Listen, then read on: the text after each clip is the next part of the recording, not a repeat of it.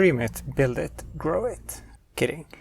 In this part, we're going to deploy Way to a live server on DigitalOcean. So if you don't have an account there, you can sign up for free. And if you go to the description below, you can find a link where if you use this to sign up, you will get $100 that you can test out DigitalOcean for free in 60 days. So once you have found that link and clicked it, you can just click sign up to create an account. I already have an account, so I just log in. And when then you have logged in, you have a button up here. We can just click this and find droplets in the list. A droplet is like a server that is hosted on for DigitalOcean. I'm going to use Ubuntu, which is something I always use when I deploy Django. So I like to select a data center near where I live, but usually you should always select a droplet where most of your clients or users are. So just select one of these, and then the data center. Frankfurt just have one, so I just stick with this. And then down here you can select between different types. For example, marketplace, there you have ready servers for example, WordPress or cPanel, LAMP and similar, but I like to do this from scratch. Then I select Ubuntu as the OS and 22.04, which is an LTS. That stands for long-term support, which means that Ubuntu is going to keep making security patches and similar for this. Then down here you can just select shared CPU. These here are more expensive types of servers. For Stein, I just use this regular with SSD, which is the cheapest one, which is more than good enough for me. And then you need to select the size. The smallest one costs $4 per month and is 512 megabytes of RAM. That might be a little bit too low, but we can select it now and see if it works for us. If not, you can go for this, which is more than enough for a little website. And then down here, I don't need extra disk space. This already have 10 gigabytes. And then you select how you connect to this server. For example, you can use SSH keys, which means that you don't need a password, or you can select a password. So I'm just going to do that for now. And then this is all working now. Here you can select this one, add improved metrics monitoring and alerting, which will give you an email if, for example, the CPU or the memory is using too much of the resources. Maybe you want backups, so this will give you an automatically weekly image of the whole server, which is very easy to use, but I don't need that for this project. And I want one droplet, and then we can give it a name. I usually go, for example, with CVS1 for Stein 1. So you can call it whatever you want. You can call it Jupiter if you want to. It doesn't really matter what you call it. And then select project. I have two, one personal and then one for Stein. And then just click create droplet. Then this usually takes a few minutes. So here you can see the name of this server. And yes, you can rename it after if you want to do that as well. And by the way, DigitalOcean only draws money from you when you have a droplet there. So in 10 minutes you can delete it, and then you will just pay for those 10 minutes that it has been used. So technically you can delete it today and start again tomorrow if you want to practice deploying and similar. Okay, so now you can see that the server is online because we have the IP address and it's active. Before I continue, I just want to say thanks to all of my patrons. If you too want to support me, you will find a link in the description below. If I go into this, you can see a little bit more information about this. The usage of bandwidth, you can access it directly here if you want to. Here you can reset the root password. You can delete it by going to destroy and a little bit things like that. But for now, let's just copy this address, go to the command line and log in. And to log in, I use SSH root at and then the IP address. Root is a user that is automatically created. For Windows users, maybe you need to download something called PuTTY. I haven't been using Windows for a long time, but when I did, I used something called PuTTY, which is an SSH client. So anyways, then we can hit enter. Yes, I want to add this. And then the password that I used. Sometimes this can take a few minutes. So if you can't log in at the first attempt, just wait a few minutes and try again. So as you can see here, we have a few updates that needs to be installed. So we can begin by that, just to make sure that the server is up to date. So sudo apt update.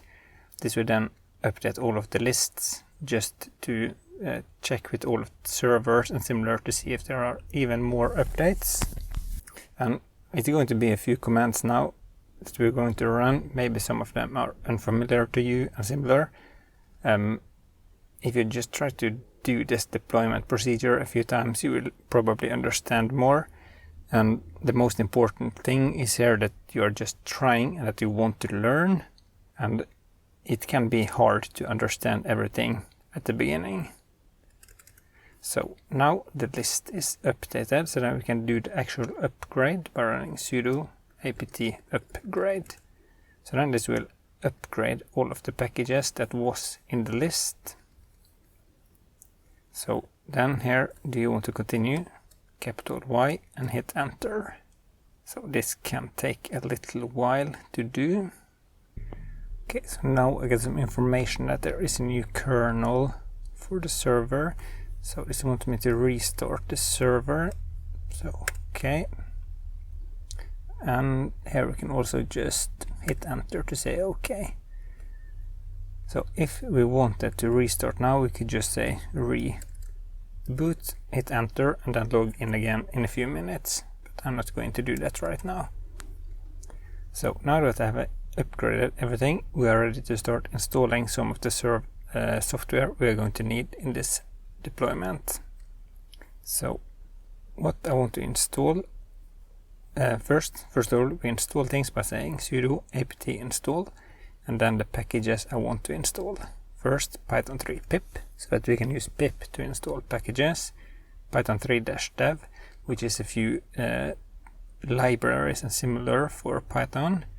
libpqdev, PostgreSQL, PostgreSQL contrib are things we need for the database. We're going to use a database server called PostgreSQL, and then Nginx, which is a web server we're going to use for Vue and also a little bit for the Django. So then we can hit enter. And then yes, I want to install these. So here you can see a list of things that will be installed, a few dependencies and similar. Okay, again, just hit enter and hit enter. So when we have now installed most of the things we need, we can continue to the next part, which is setting up the database. So to do that, we need to log in to PostgreSQL, and you do that by saying sudo-u, which can just change the user and run something called psql, and hit enter. So now we are logged in to PostgreSQL, as you can see here. So now we can create a database, create database, and then the name, way, and semicolon. You can call it whatever you want, but for reference, I just call it this, and that's what I'm going to use throughout this deployment. And then hit enter. And then I want to create a user that we can use to access this database. So create user, way user, with password, and then a password. I just want to use way user 123, but you should use something more advanced or secure when you are doing this for a real project. And then hit enter. Next, I want to run one more command, alter role way. They should actually say way user, because that is the role we are changing. Set client encoding to UTF-8. This has to do with configuration with Django, so that Django and PostgreSQL are working together. Good. So hit enter, and then one more, alter role way user, set default transaction isolation to read committed. And this is a little bit on how you insert data to the database and the information you get back. And then alter role way user, set time zone to UTC. And that is the same thing that we have in the settings.py. Then hit enter. And last but not least, we need to grant all of the privileges in this database to this user. So now this user will have access to insert, delete, read, and similar. So just hit enter. And by the way, I have done this tons of times and I don't really remember this, and I don't really understand what, for example, this really does, but I know that this has to be done. So I've just kind of have a procedure that I do this every time. So now we can quit by saying \q. So now we have the database. It's currently empty. There are no tables or similar, so we need to fix that a little bit later in this deployment. Okay, so then we can begin by creating the home folder for all of the projects. So mkdir/webapps. Then we can go into that, cd/webapps. So now this folder can be used to host multiple web applications, for example Way, but if you have e-commerce or a blog or similar, you can also put it here. And then we want one folder for the Way project, mkdir Way. This will hold both of the Vue and the Django project, so we can go into this also. Next, I want to do a little bit things with the permissions. So I want to add a group to the system called web apps. So this group is sort of like parent for all of the users that can work on this server. So sudo group add -system and then the name, which is web apps. And I need a user. Just want to make this a little bit wider. Sudo user add -system. Then we specify which group this belongs to, which is web apps, and set the default shell to bin bash and the home folder for this user, which is webapps/way, this one, and then the username. This is not connected to the PostgreSQL user, but I just like to use the same username here as well. Then hit enter. So now we have a user and we have a group, so it's easy to handle permissions on the server now. Okay, so next step then is to create the virtual environment. So Python 3 -m venv and then the name of the environment, which can just be env.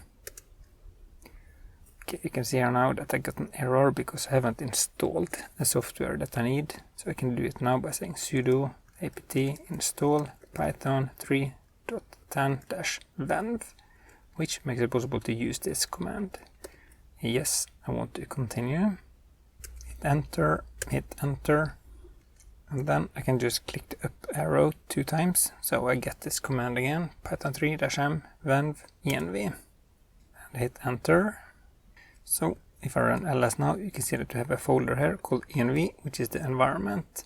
Let's activate it so we can start installing a few more things. So source env bin activate, and then I want to install something called psychopg2-binary, and this is a library or package that we need for Django or Python to talk to the PostgreSQL database. So just hit enter. Nice. So now we have come to the step that we need to get the code that we have on the local computer and move it to the server. So you have a few ways you can do this. You can do it using SCP or rsync. You can use FTP, or you can connect to Git, send your code there and pull it down here again. In this video I'm just going to use SCP, which I think is very easy to use. So if I go to the iTerm, which is a different terminal I have, then I have the backend here. Let me stop the web server and go up one folder. So the easiest way to do this now is to just make a zip out of this folder and send it. And to do that I can just zip -r and then the name of the zip, way backend.zip, and then way backend, which is the folder that I want to make a zip out of. You could also go directly into that folder, just to right click and create archive or whatever you are used to do. So if I now run ls, you can see that I have a zip here. And then to transfer this to the server, I just need to go here again to get this IP address. Go back to the terminal and say SCP, which stands for secure copy, way backend.zip. This is the file I want to send to the server. You could send a folder, but it usually takes a lot more time since you need to send one file. And then root at, and the IP, oops, I need to copy this again. Root at this IP address, :dot. And that means that I just put it in the root folder, but maybe you should say :/webapps/way. So we put it in the home folder of this user. And then hit enter and pass in the password we used. The password we used to create the server, by the way. Okay, so now it's sent to the server, and if I go here now, run ls, you can see that we got this zip here. And to install it, we first need to, to open it, we need to install something first. So sudo apt install unzip, which is a program just for unzipping zips. Okay, hit enter, wait for this to finish. And when it is finished, I can just say ls and unzip way backend. So now I have the folder there as well. And since I don't need to use this anymore, I can just say rm way backend.zip. Hit enter. So now that is gone. And we have this.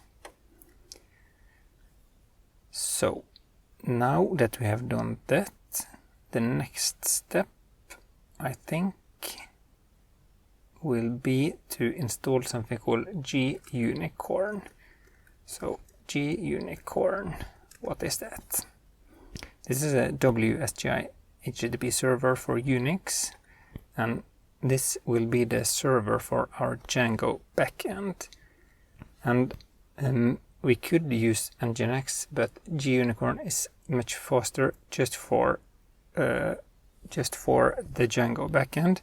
But we need Nginx for serving the media files, like the avatars or the post attachments. Okay, so if I go back to the server again, we can start by installing Gunicorn. Pip install Gunicorn. Okay, that was quick. And then to make sure that we're using Gunicorn to run the server, we need to create a file. To create that, we say touch env bin and then Gunicorn _ start. And then we can edit this by saying vi env bin Gunicorn start. Now we are in editing mode. If I just click I on my keyboard now, you can see that it says insert here, which means that I can start writing. So first, just hash !bin/shell to make sure that we're using shell to execute this. And then I want to define a few constants. First, the name, which doesn't really matter, it's just nice to have the same as your project. The Django directory, webapps/way/backend, and then the socket file, which is sort of how Gunicorn are running inside this file. This will be created automatically, so you don't have to think about this anymore now. Then the user we are using, this is the Unix user and not the PostgreSQL user. Then the groups for executing things, num workers are 3. This is to get to 3, you just take the number of CPUs you have on your server, multiply it with 2 and add 1. And in here somewhere we should see that this has 1 CPU. Maybe it doesn't stand here, but this server at least has 1 CPU. Multiply it with 2, add 1, and you get 3. And then you have the Django settings module. I can see a typo now. This should say way underscore backend, which is the folder you can see here. So that's this folder we are talking about, or more specific, this one, because this folder is then inside the Django directory. Settings prod points to the file we created in the previous part, which is this one, which is the production file for this project.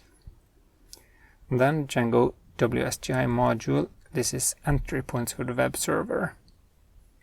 And this is now a default, but Gunicorn will make sure that we're using the settings prod instead of this. And this is just to make sure that we first go into this, then to the settings file, then to the URLs, then to the view, and then we see the template in the browser. Anyways, then we have the timeout in case something takes a lot of time. So we need to rename this also to way backend.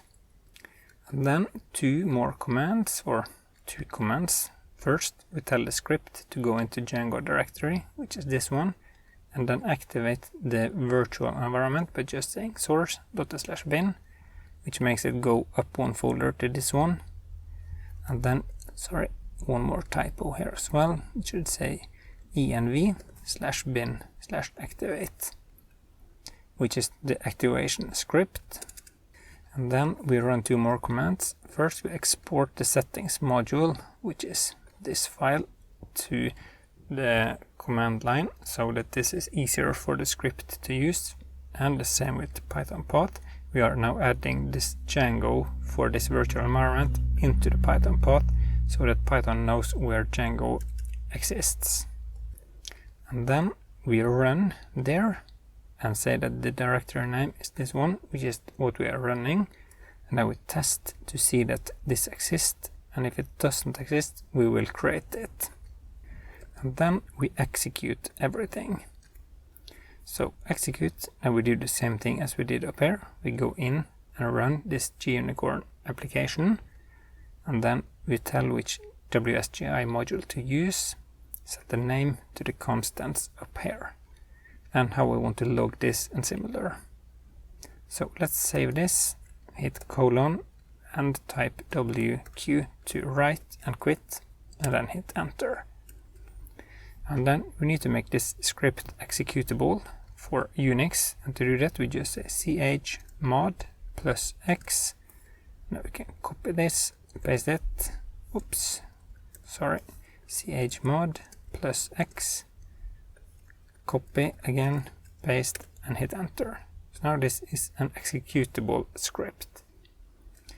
But this will not work now, because if I run ls-lart, you will see that root user and root group are owning this and this, which will mean that the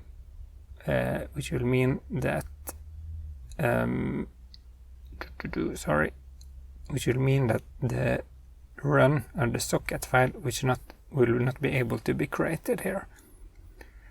So we need to tell this server that this is owned by the way user and the web apps group.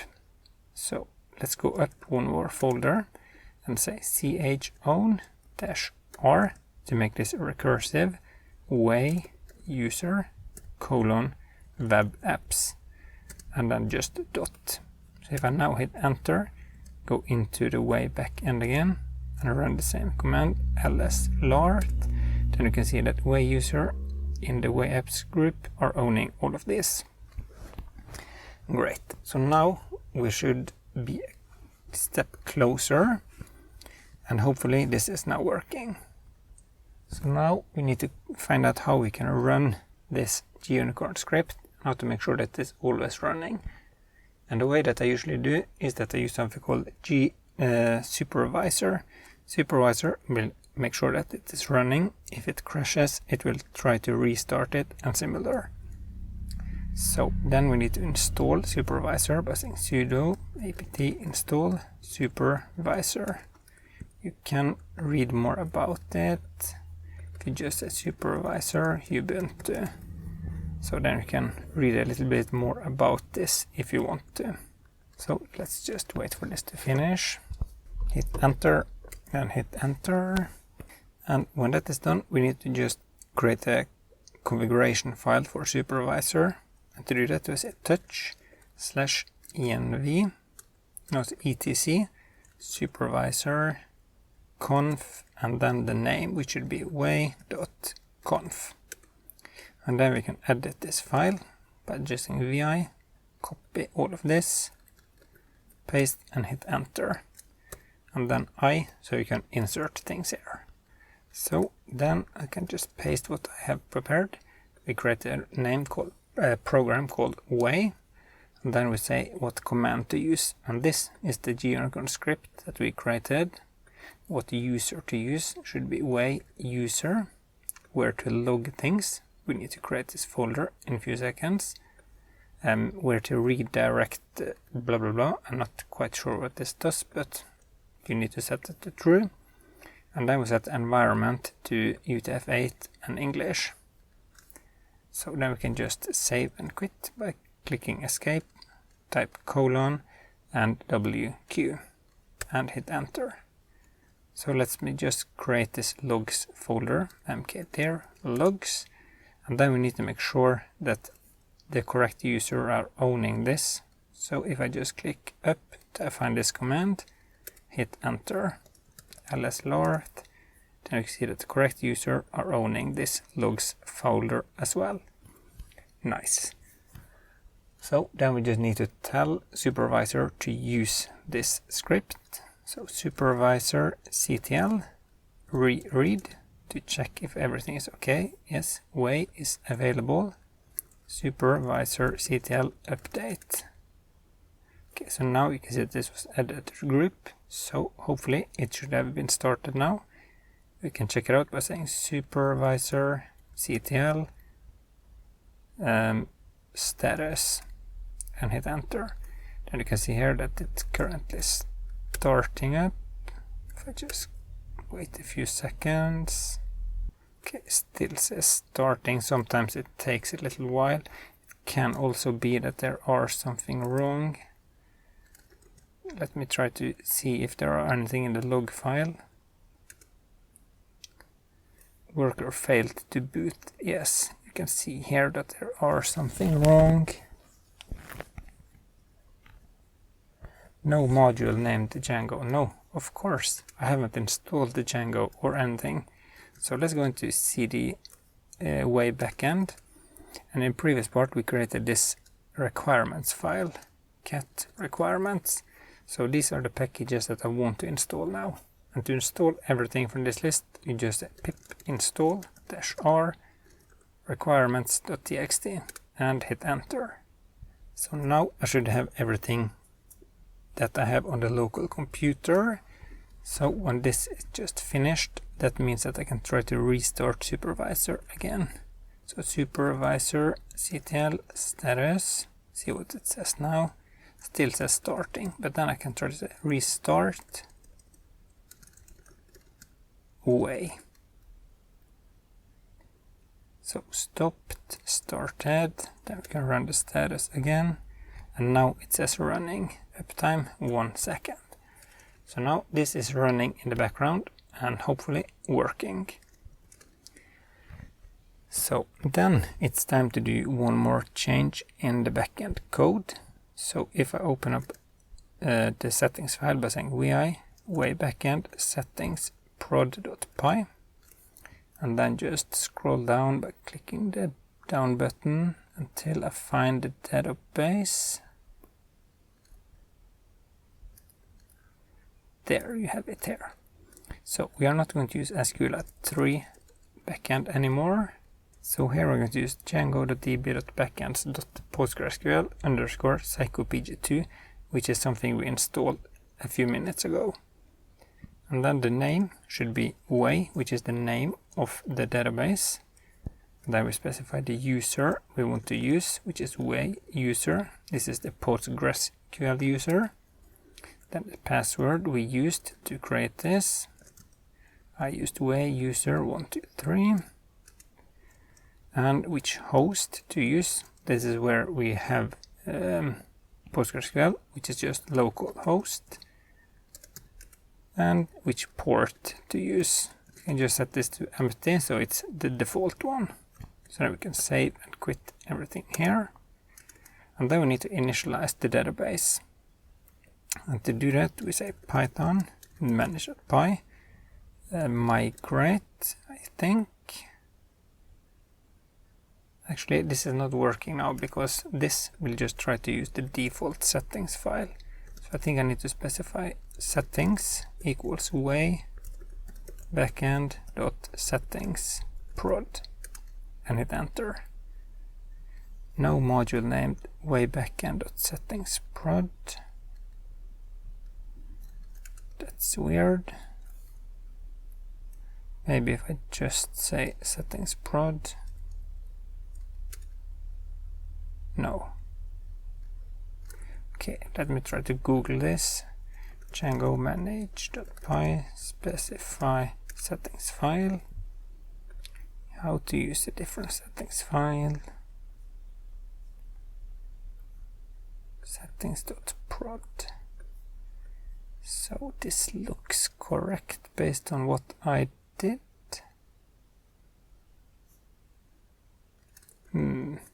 ls way backend. Okay, yes, you can see I call the file setting prod.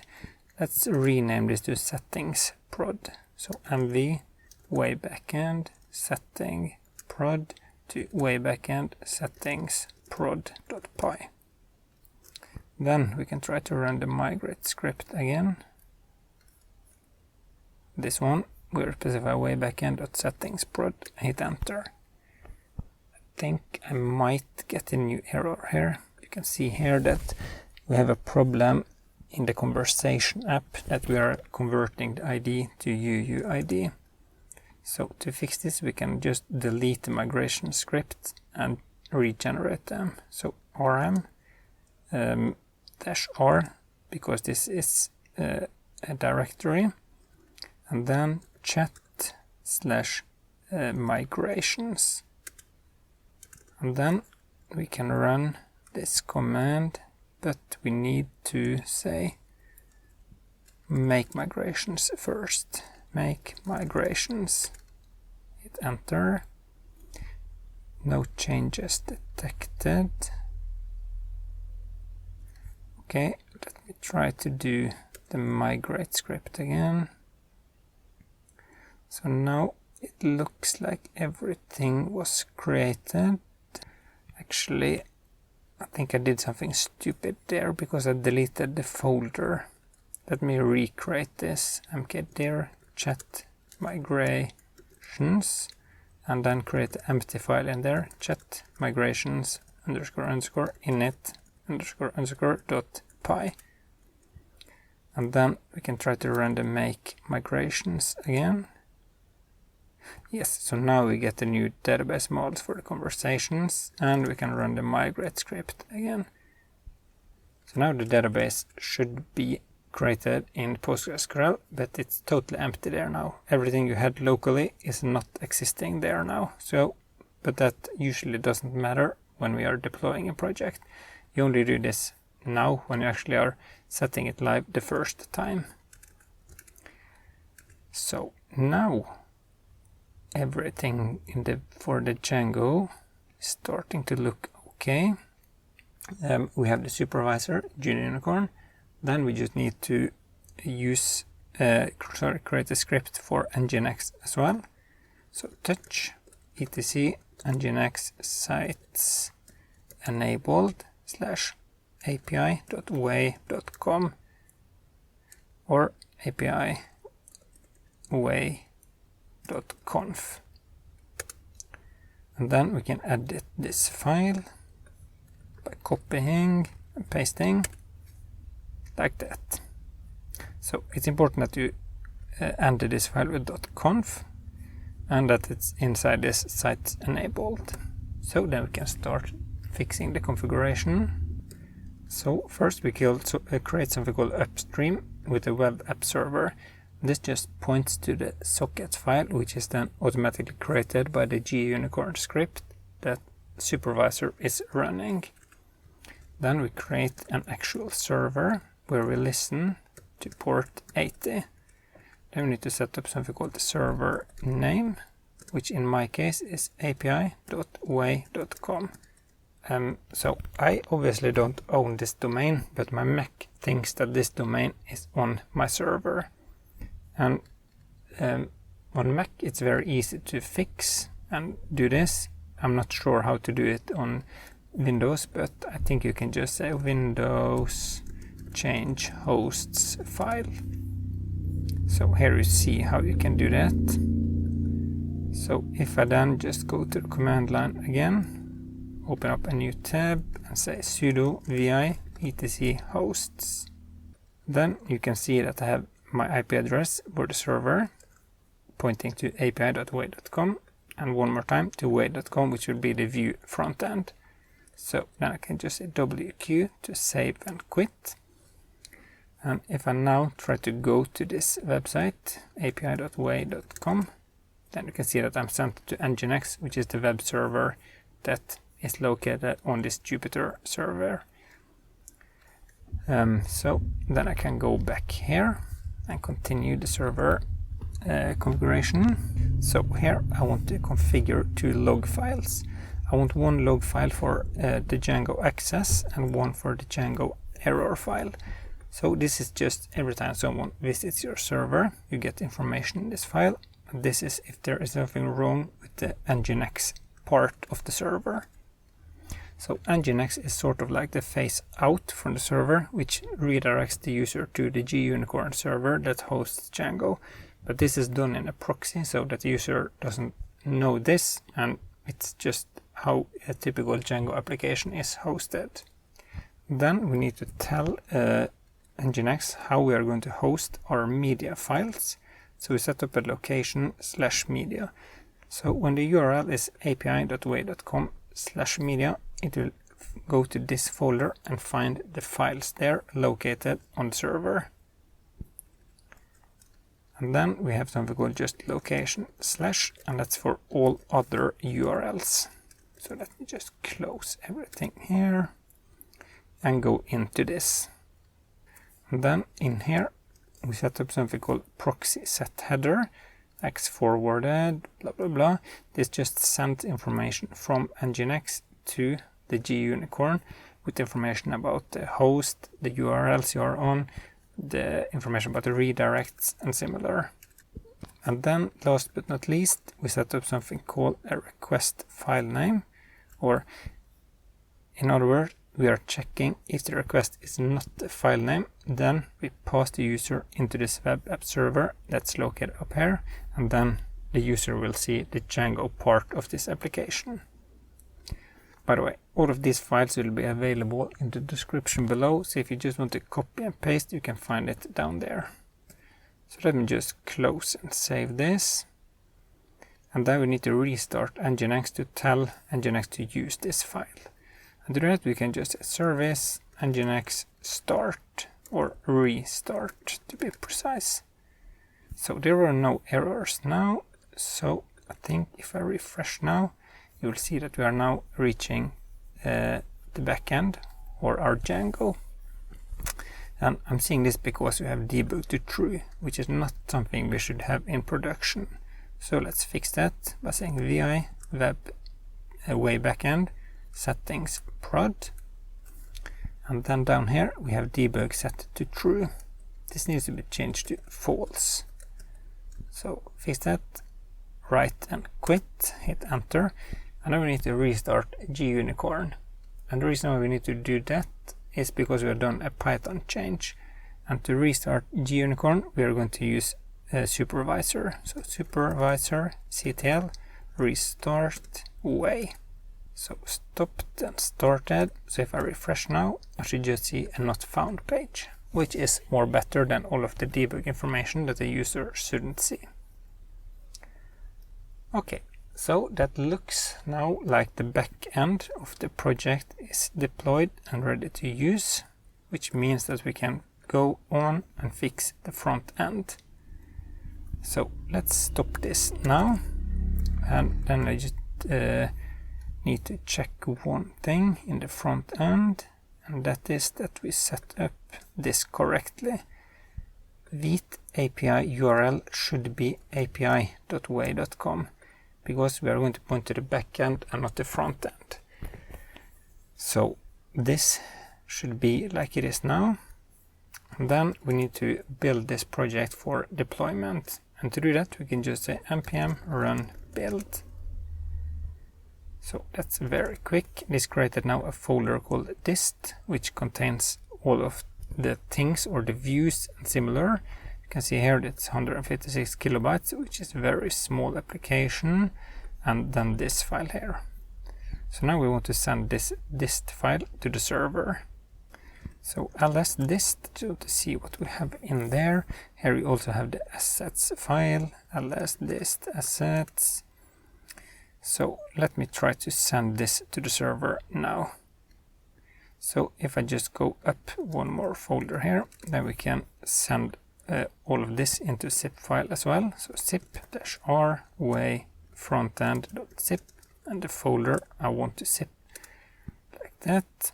And I like to do this because now we just send all of the node modules, the generated script and similar from local, so I don't have to think about installing node and similar on the server. So now we can send this file as well to the server. So if I just go over here, click up one more time, go back here, then I just rename this from way backend to way frontend, hit enter, then I type my password and wait for this to finish. This file is a little bit bigger than the Django backend. So what happened when we run this npm run build is that we actually just minified all of the code and similar into this dist folder. So you might just need to send the dist folder to the server. But I like to just send everything so it's there if I need anything. Okay, so 100%, it's now sent to the server. So if I go up one folder here, say ls, you can see that we have it here. So I can unzip this as well, hit enter, and then I can say rm way frontend.zip. So we don't have the zip file anymore. So then we have actually sent it to there, and then we can create the Nginx configuration for this. That's everything we need. So touch etc, touch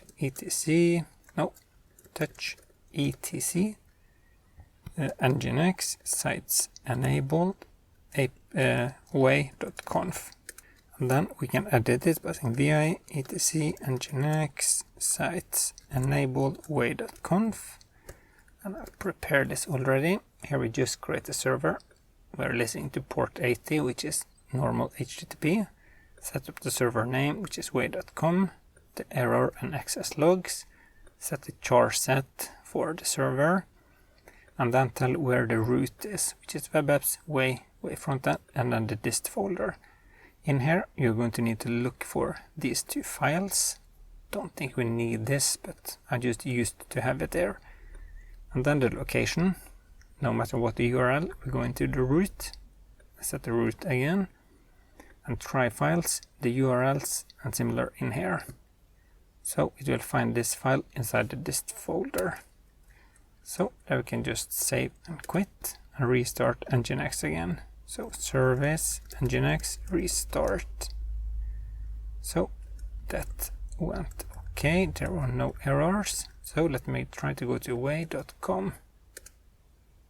So now I get a 500 internal server error. So let's try to find the log files for this. ls-lart, tail, and then it should be in this one, Nginx view error.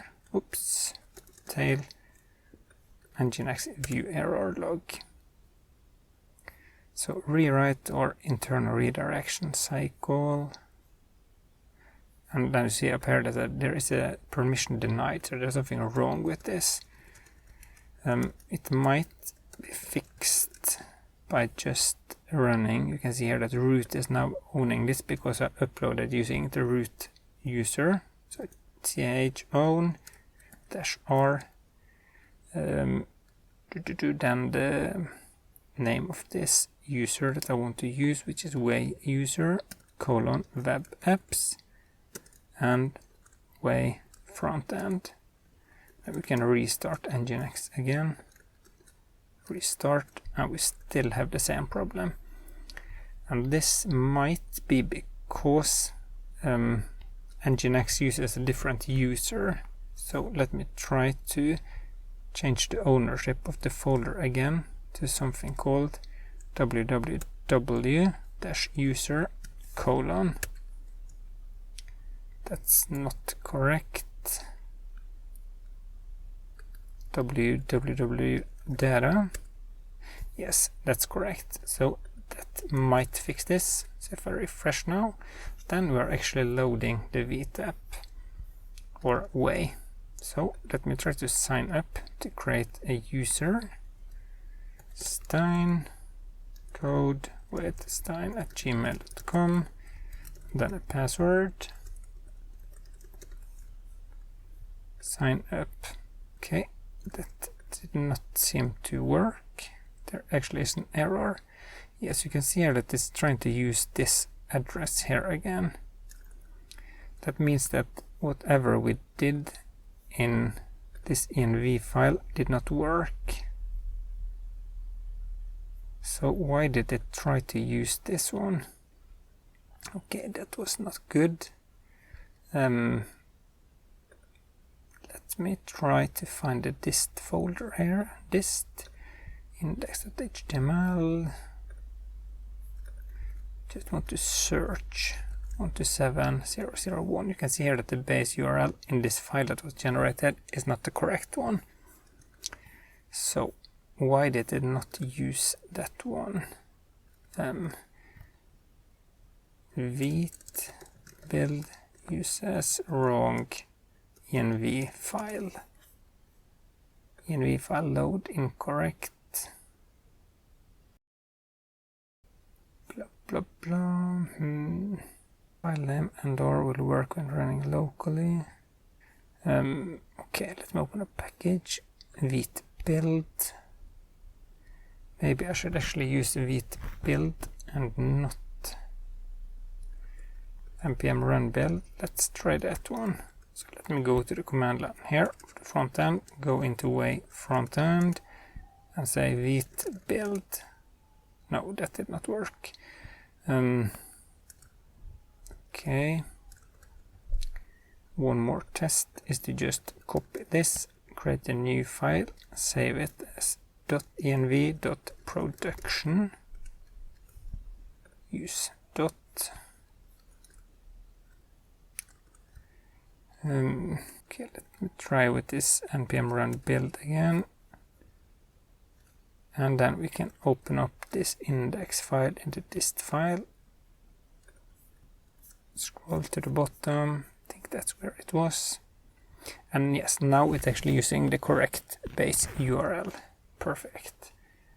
So then we just need to repeat what we did here. Go up one folder, create a zip with this folder name, hit enter, and then we send it one more time. Just click up, hit enter, type in your password.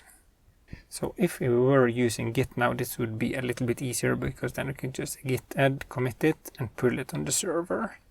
If you want to learn how I usually do this, I have a course on my website, codedstein.com, where I deploy to a Ubuntu server as well.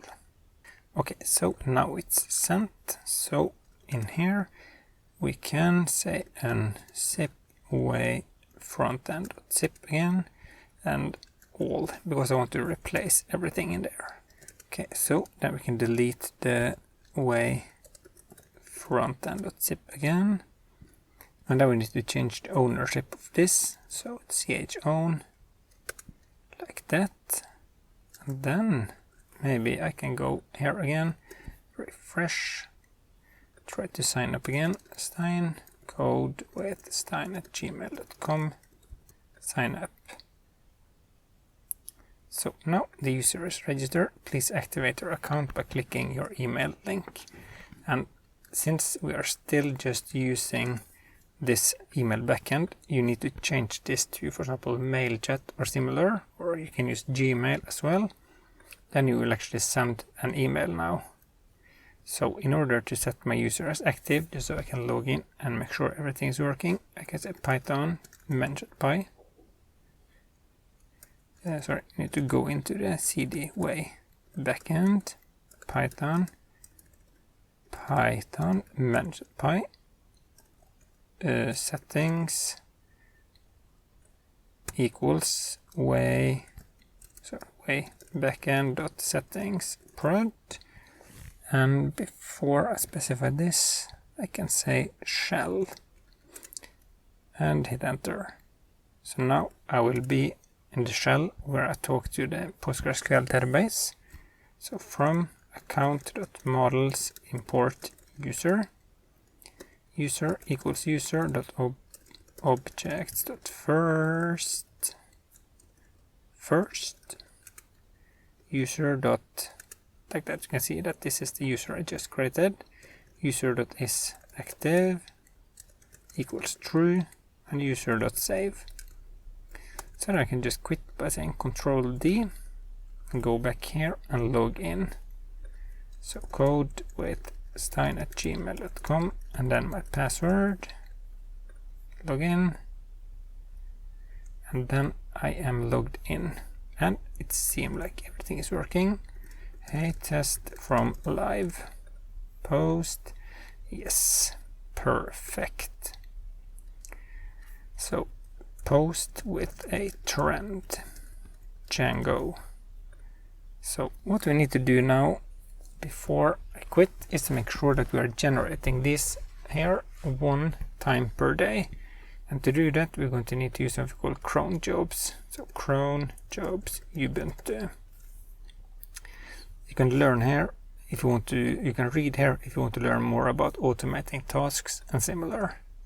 And to run one of these, we need to use commands that looks like this. So I will go through how this works. And then to install a cron job, we just say cron tab-e for edit. And then here you can see that you can select which editor you use. I like to use 2, which is Vim. And then just scroll down to the bottom. Down here, you specify when you want this to run. I want this to run every minute when the clock is 1 in the night. Every day, every week, and every month. So you specify minute, hour, day, week, and month. So then you want to find a Python which is located in the environment for way, and then the URL for the script, which is web apps way backend scripts generate trends. You can actually copy this command, copy, and then we save and quit this now. And you can see here installing new cron tab. And to make sure that this script is working, we can paste it here and hit enter. So now there are no errors, and if I go back and refresh, it was not working. So why did it not work? Yes, sorry. I think I need to change the script a little bit. Via scripts generate trends. We are actually specifying the wrong settings file here. This needs to be changed to settings prod. And the same with the other one, generate friendship requests. Settings prod.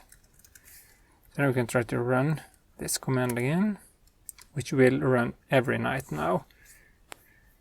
Then refresh, and now the trend is generated. Perfect.